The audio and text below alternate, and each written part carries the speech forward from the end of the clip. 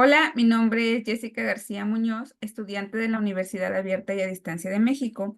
Este video corresponde a la asignatura de investigación en Nutrición 2 y el objetivo es explicar el protocolo de mi investigación que tiene por título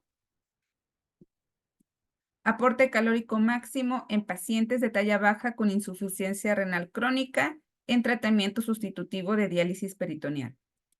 Bien, en el resumen encontramos que los antecedentes, la insuficiencia renal crónica, es un problema de salud que afecta el estado nutricional de quien la padece.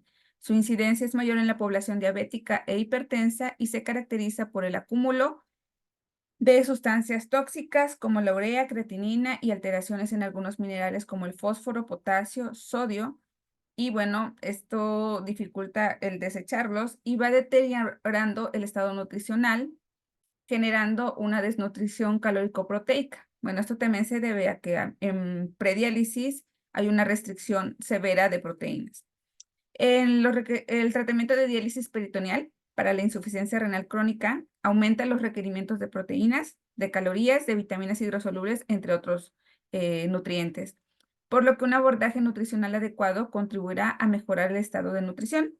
El objetivo de esta investigación o revisión bibliográfica fue aportar información útil para la práctica clínica del nutriólogo, que a su vez facilite con fundamentos científicos el abordaje de la insuficiencia renal crónica en los pacientes adultos de talla baja en tratamiento sustitutivo de diálisis peritoneal.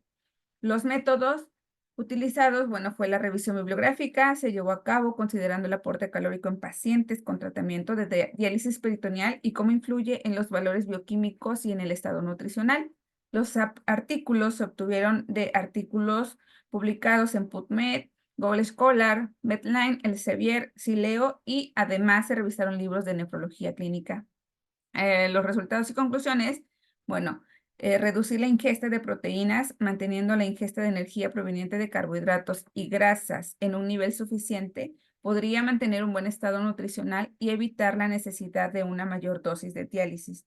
El aporte calórico debe individualizarse tomando de referencia el peso deseado y considerar la presencia o ausencia de síntomas anoréxicos, ya sea por la presión del estómago que ejerce el líquido del dializado o por el contenido calórico del mismo. También la presencia o ausencia de síndrome urémico va a generar síntomas anoréxicos como vómitos, náuseas, disgeusia, entre otros. Bien, la desnutrición calórica proteica es frecuente en pacientes con insuficiencia renal crónica y en diálisis, y esto influye en la mortalidad. En un estudio realizado por NACAOT, analizó 57 pacientes, 45 hombres y 12 mujeres, 13 en hemodiálisis y 44 en diálisis peritoneal. Determinó que los carbohidratos y los lípidos son los principales nutrientes para mantener el buen estado nutricional y un consumo excesivo de proteínas favorece la acumulación de desechos metabólicos. Como vimos anteriormente o se mencionó, la urea, fosfato, aumenta la acidosis metabólica y también la hiperfosfatemia. Y bueno, esto requiere más diálisis. En un aporte restrictivo de 25 calorías, el balance de nitrógeno fue negativo y los parámetros nutricionales descendieron. De igual forma, con un aporte de 35 calorías, fue un balance de nitrógeno igual negativo. Luis Román y Bustamante menciona que en pacientes con diálisis peritoneal, el aporte proteico será de 1,2 a 1,5 gramos por kilogramo por día y de este total solamente se dará menor a un 50% de alto valor biológico. El aporte energético de 35 calorías por kilogramo por día, también él lo recomienda y teniendo en cuenta el aporte de glucosa del líquido dializado. También las recomendaciones generales de las guías recomiendan de 30 a 35 calorías. Estas son como recomendaciones muy generales para cualquier tipo de paciente. La metodología, bueno, para la recopilación de esta información en medios electrónicos utiliza las palabras clave como insuficiencia renal crónica, mortalidad, incidencia, talla baja en adultos, diálisis, nutrientes, alimentación, vitaminas, fósforo, potasio, y de acuerdo a esta información descarté los que consideré que no se enfocaban en el tema de interés. También se utilizaron los libros de nefrología clínica. En cuanto a los diferentes libros, consideré la información de la fisiología, función que realizan los riñones en el estado de salud, así como su anatomía y alteraciones que estos sufren sobre la disminución del filtrado glomerular, también los parámetros que nos permiten identificar una insuficiencia renal y los diferentes estadios en que se divide la tasa de filtración glomerular. ¿Y cuáles son los criterios para el tratamiento sustitutivo de diálisis peritoneal? De igual forma, definí cuáles son los parámetros de identificación de adultos de talla baja.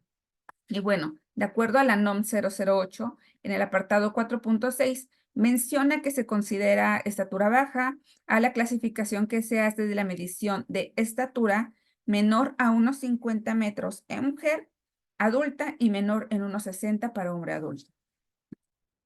Los resultados obtenidos, bueno, se obtuvo que se debe realizar una evaluación completa del estado nutricional, utilizando los parámetros antropométricos, bioquímicos, valoración global subjetiva, etc. Se puede utilizar el cálculo directo de 35 a 40 calorías en el nefrópata crónico en pacientes cuyo peso se sitúe en su rango de peso ideal. Sin embargo, en la presencia de desnutrición, se puede dar un aporte de hasta 45 kilocalorías por kilogramo, considerando el peso ideal. Este lo podemos obtener, un peso ideal mínimo, con el índice de masa corporal o el máximo. Entonces, podemos utilizar el máximo, por ejemplo, en los pacientes de talla baja para lograr un aporte más amplio o más completo para las calorías en estos pacientes de talla baja. Los parámetros a considerar para la adaptación dietética, bueno, se debe de tener en cuenta la urea, creatinina, ácido úrico, glucosa, fósforo, potasio y calcio. Ante un paciente en diálisis peritoneal, el objetivo del nutriólogo es alcanzar un estado nutricional adecuado, ayudar a controlar la azoemia y sus efectos para mejorar la calidad de vida, individualizar al paciente para el aporte de calorías, utilizar el peso ideal deseado, y bueno, en la modalidad de diálisis peritoneal supone un aporte extra de entre 500 a 1000 kilocalorías al día, a expensas de la glucosa del líquido de diálisis. Los pacientes en oligoanuria o diuresis menor a 500 mililitros por día presentan una escasa o nula de sodio, potasio, magnesio o fosfato, por lo que debemos ir restringiendo estos minerales. Bien, en conclusión, si bien en la mayoría de los documentos revisados se menciona que un aporte adecuado de energía proviene de los carbohidratos y estos contribuirán a mantener el estado nutricional del paciente, considero que llevar a cabo esta investigación al campo clínico fue una oportunidad limitante que no tuve y me hubiese gustado. Por otra parte, la investigación que me pareció importante y considero se ajusta al objetivo central de mi investigación fue la de NACAO, porque ahí sí se hace una comparación de cuántas calorías y el aporte de nitrógeno y cómo se ve la mejoría de los pacientes de acuerdo al aporte de calorías. Y bueno, coinciden que el aporte que puede llevarse una dieta hipoproteica y ajustar los carbohidratos y los lípidos y contribuye al mejoramiento del estado nutricional de los pacientes en diálisis. De igual forma, el aporte calórico debe individualizarse a cada individuo, tomando en cuenta la presencia o ausencia de los síntomas anoréxicos, la presión que ejerce el líquido del dializado o el contenido del mismo.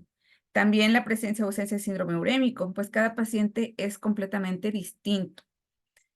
También, bueno, que debemos considerar el peso ideal, ya sea mínimo o máximo, para el aporte de calorías o para el cálculo nutricional del JET.